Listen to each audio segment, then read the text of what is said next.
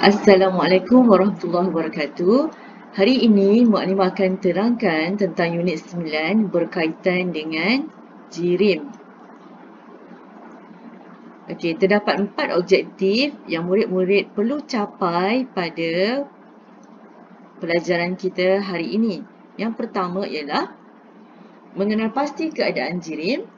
Yang kedua ialah mengelas contoh bahan atau objek sama ada di dalam keadaan pepejal, cecair dan juga gas. Dan yang ketiga ialah mencirikan sifat pepejal, cecair dan gas dengan menjalankan aktiviti sama ada kita, daripada aktiviti itu kita boleh tentukan sama ada mempunyai jisim, memenuhi ruang, isi padu dan juga bentuk. Dan yang keempat ialah mengitlak bahawa air boleh wujud dalam 3 keadaan jirim dengan menjalankan aktiviti. Okey, bagi objektif yang pertama, iaitu kita ingin mengelaskan keadaan jirim, murid-murid boleh tengok objek di sekeliling kita. Terdapat banyak sangat objek. Okey, di skrin ini terdapat beberapa jenis objek. Apakah yang dimaksudkan dengan bahan jirim? Okey, apakah yang dimaksudkan dengan bahan jirim? Murid-murid boleh dapatkan maksud istilah jirim ini di dalam buku teks. Muka surat ialah jirim ialah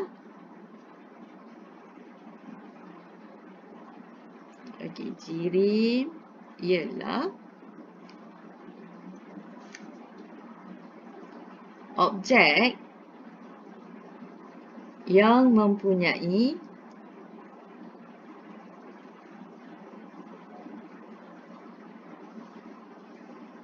jisim memenuhi ruang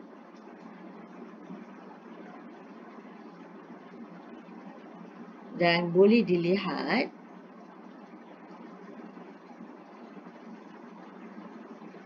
seterusnya ialah disentuh atau dirasa. Ini adalah maksud jirim. Jirim ialah objek yang mempunyai jisim, memenuhi ruang dan boleh dilihat, disentuh dan juga dirasa. Okey, kita tengok kat sini contoh-contohnya ialah ada streka, ada televisyen, ada sofa. Maksudnya barang-barang tersebut ataupun objek tersebut boleh kita lihat dan boleh kita sentuh dan kita rasa. Okey, seterusnya ialah keadaan jirim ini boleh kita kelaskan kepada 3 keadaan, iaitu pepejal, cecair dan juga gas. Okey, murid-murid bagi contoh objek yang kita boleh kelaskan dia sebagai pepejal. Okey, contoh pertama telah diberi iaitu kertas. Okey, yang kedua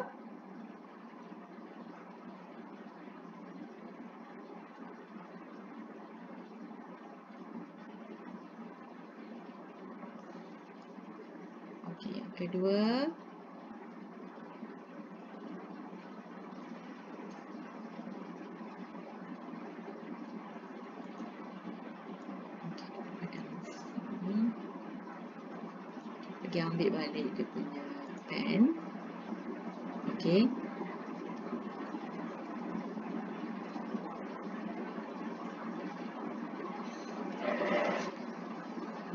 Okey, contoh selain itu adalah meja. Okey, contoh lain ialah pensel. Okey, buku. Okey, itu adalah contoh bagi pepejal. Manakala contoh pula bagi cecair selain daripada sabun basuh ialah seperti minyak. Okey, kemudian cuka. Kemudian air. Okey, dan pelbagai-bagai lagi jenis air. Okey, gas pula. Contohnya seperti gas oksigen, gas hidrogen, gas karbon dioksida,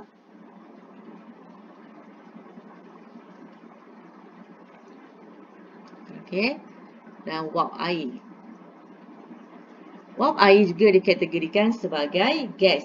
Ini adalah contoh bagi setiap kelas keadaan jirim. Jirim boleh dibahagikan kepada 3 kelas, iaitu pepejal, cecair dan juga gas.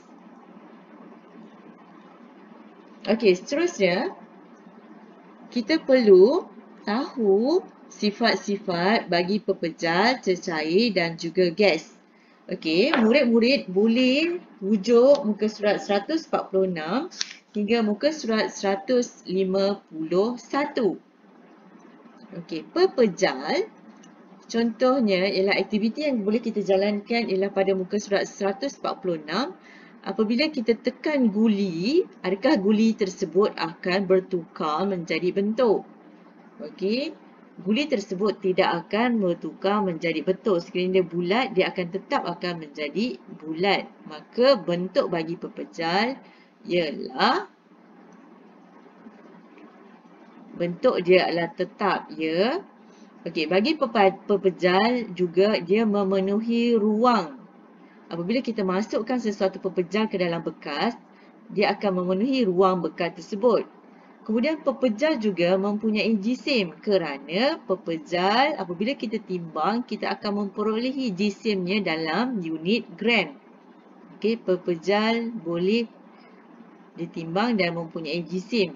Selain daripada itu, juga pepejal mempunyai isi padu. Contoh guli tadi, kita boleh kira isi padu dia melalui perbezaan aras air. Apabila kita masukkan guli di dalam bekas yang terdapat air, maka aras air tersebut akan meningkat. Apabila kita cari beza antara aras air sebelum guli dimasukkan dengan guli selepas dimasukkan, maka kita akan memperolehi isi padu bagi guli tersebut. Maka pepejal mempunyai isi padu. Seterusnya cecair. Cecair ialah contohnya apabila kita masukkan air ke dalam bekas yang berbentuk bulat, maka air tersebut akan berbentuk bulat. Sekiranya kita masuk air ke dalam bekas yang 4 segi, air tersebut adakah berbentuk bulat? Tidak. Air tersebut akan berbentuk 4 segi. Maka bentuk bagi cecair adalah tidak tetap. Okey, seterusnya, adakah cecair memenuhi ruang? Ya, dia akan memenuhi ruang bekas tersebut. Adakah cecair mempunyai jisim? Okey.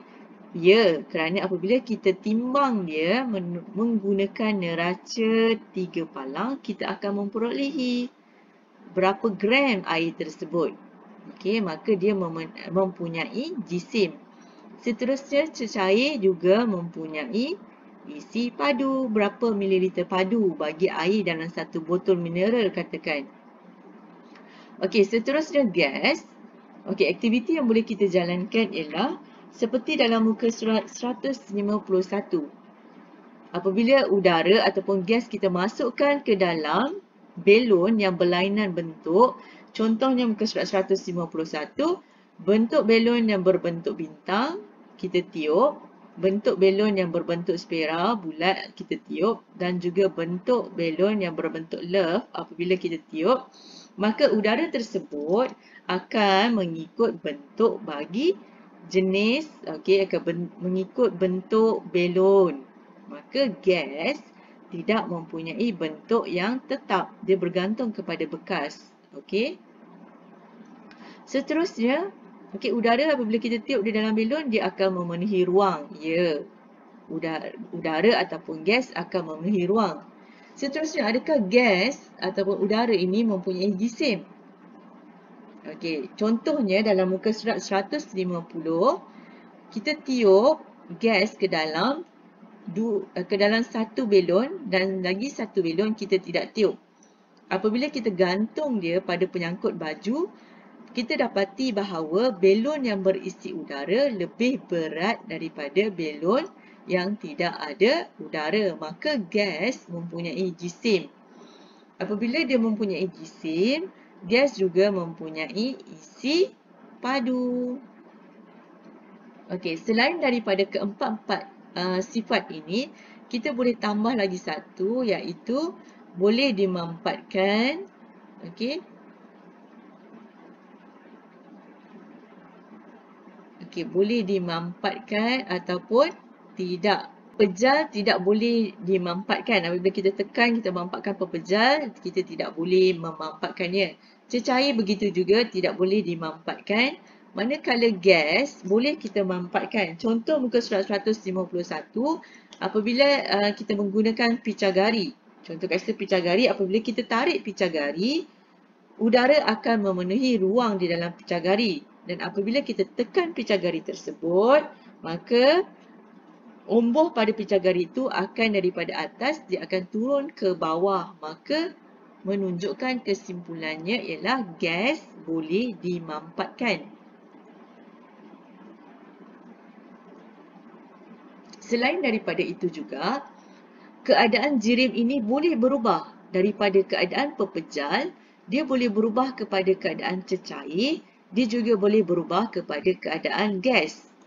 Murid-murid masih ingat lagi tajuk yang ke-8, iaitu unit ke-8 sebelum ni ialah tentang haba. Apabila bahan, contohnya ialah seperti apabila kita pegang air yang panas, tangan kita akan berasa panas disebabkan oleh kehadiran ataupun menerima haba daripada cawan yang panas. Dan apabila air yang panas kita biarkan beberapa minit, air tersebut akan menjadi sejuk. Ini disebabkan oleh kehilangan haba. Murid-murid masih ingat? Okey, sama juga sekiranya keadaan jirim itu berubah daripada pepejal kepada cecair kepada gas, maksudnya keadaan jirim tersebut menerima haba. Pepejal apabila dia menerima haba, dia akan bertukar menjadi cecair. Cecair apabila menerima haba, dia akan bertukar menjadi gas.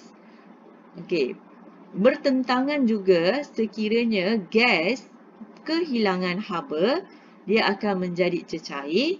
Cecair apabila kehilangan haba, dia akan menjadi pepejal. Okey, seterusnya ialah yang keempat, objektif yang terakhir ialah murid-murid boleh mengitlak bahawa air boleh wujud dalam 3 keadaan, iaitu pepejal, cecair dan juga gas. Air boleh berubah keadaan apabila dia melalui beberapa proses.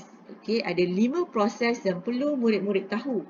Yang pertama ialah proses pembekuan, proses peleburan, proses pendidihan, proses penyejatan dan juga proses kondensasi. Bagi proses pembekuan ialah apabila cecair bertukar menjadi pepejal, maka proses pembekuan berlaku di situ. Okey, cecair kehilangan haba. Okey, apabila air kita masukkan ke dalam peti sejuk ataupun peti beku, dia akan kehilangan haba dan lama kelamaan dia akan menjadi ais ataupun menjadi pepejal.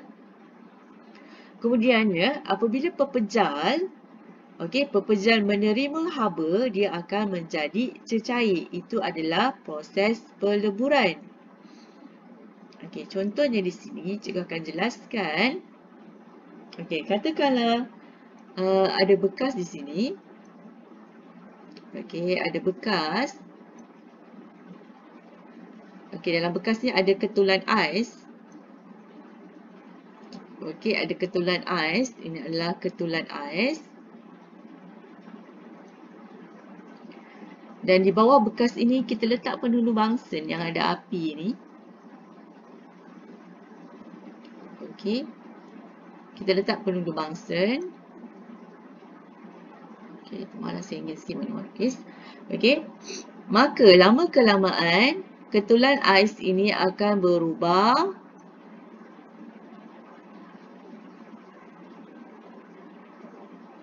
akan berubah menjadi cecair.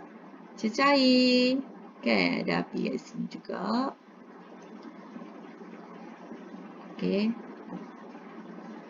Okey, dia akan berubah menjadi cecair. Ini dinamakan oleh proses peleburan. Proses peleburan daripada pepejal bertukar menjadi cecair. Okey, ini dinamakan ialah proses peleburan. Okey, murid-murid perlu ingat apabila pepejal bertukar menjadi cecair, maka akan berlaku proses peleburan. Okey, proses peleburan menyebabkan pepejal bertukar menjadi cecair. Okey, seterusnya ialah pendidihan. Apakah yang dimaksudkan dengan pendidihan? Pendidihan boleh menyebabkan cecair bertukar menjadi gas.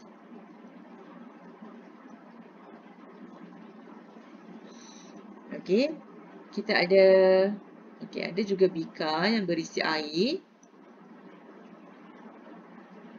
Okey, kita berisi air. Okey, ini adalah air. Dan sama juga di bawah air ini ada penuh bangsan yang kita hidupkan. Okey. Dan kita mendidihkan dia. Lama-kelamaan daripada air ini dia akan menghasilkan wap air. Wap air adalah dalam kategori apa? Air ni itu akan mendidih dan dia akan mengeluarkan wap. Okay, ini adalah wap air. Wap air adalah dalam kategori gas. Okey. Tadi kita tu. Okey. Daripada cecair bertukar menjadi gas. Okey, ini dinamakan proses pendidihan. Tadi kita panaskan air itu sampai mendidih dan dia akan bertukar menjadi gas. Ini adalah proses pendidihan. Okey, ini adalah proses pendidihan. Seterusnya ialah apakah yang dimaksudkan dengan proses penyejatan? Proses penyejatan ialah apabila cecair bertukar menjadi gas. Apabila cecair bertukar menjadi gas, berlakunya proses penyejatan.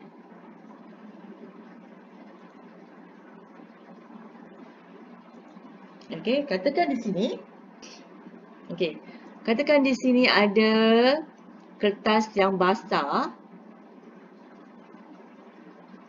Okey, katakan kertas basah. Okey, dan kita letak dia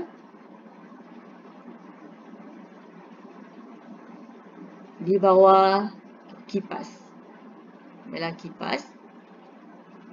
Apa yang berlaku lama-kelamaan? Adakah kertas ini akan terus basah ataupun dia akan kering? Okey. Lama-kelamaan kertas ini akan menjadi kering. Okey. Air, kat sini mula ada air kan, titisan air. Dia akan menghasilkan wap air. Wap air ni akan pergi keluar. Air ni akan bertukar menjadi wap air. Wap air adalah dalam kategori gas. Okey, cecair bertukar menjadi wap. Ini adalah proses penyejatan. Okey, penyejatan. Okey, cecair bertukar menjadi gas.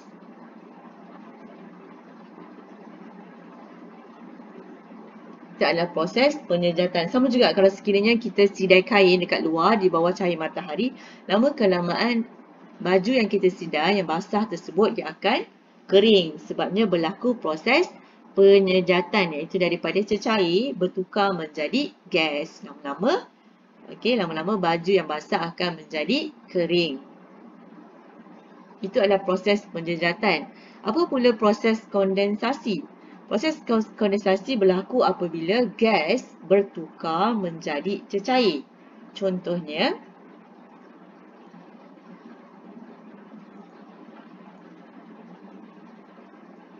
contohnya ialah katakan gas, katakan kat sini ada air panas. Wap air adalah dalam kategori gas. Katakanlah ada ni adalah air panas. Okey. Air panas dia akan mengeluarkan wap air. Okey, ini adalah wap air. Okey, di atas kata wap air ni kita letakkan satu piring. Okey. Wap air ni akan pergi dan lama kelamaan dia akan ada titisan air dekat sini kan. Okey, ada titisan air. Okey. Daripada wap air bertukar menjadi titisan air dinamakan proses kondensasi. Okey, proses kondensasi. Okey, proses kondensasi apabila gas bertukar menjadi cecair. Okey, ini adalah proses kondensasi. Okey, faham? Maknanya harap semua orang faham tentang apakah kelima-lima proses ini. Okey, ada 4P dan 1K. Okey, proses dia adalah ada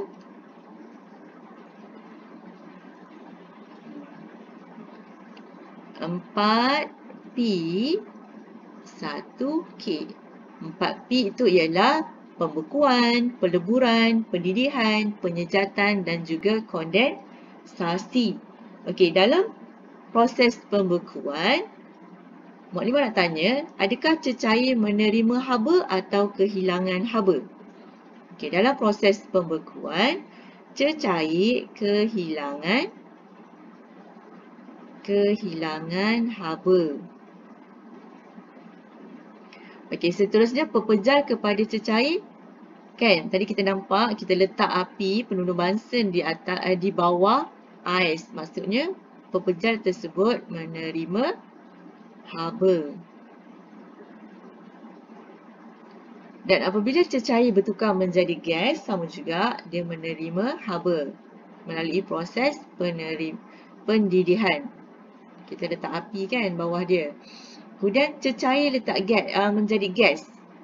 Perlukan haba? Ya kan, kita letak tadi dia bawah cahaya matahari ataupun menggunakan kipas. Maksudnya cecair air tersebut akan bertukar menjadi gas. Maksudnya dia akan menerima haba. Okey, seterusnya kondensasi. Daripada gas bertukar menjadi cecair. Dia adalah disebabkan kehilangan haba. Daripada panas menjadi sejuk, maksudnya dia adalah kehilangan haba. Okey, itu sahaja pelajaran kita pada hari ini. Murid-murid perlu tahu 4 objektif yang ingin kita capai. Okey, insya-Allah kita akan berjumpa lagi pada masa yang akan datang dan kita akan ada sambungan lagi tentang unit 9 ini iaitu jirim. Kita akan sambung lagi pada masa akan datang. Sekian, terima kasih. Assalamualaikum warahmatullahi wabarakatuh.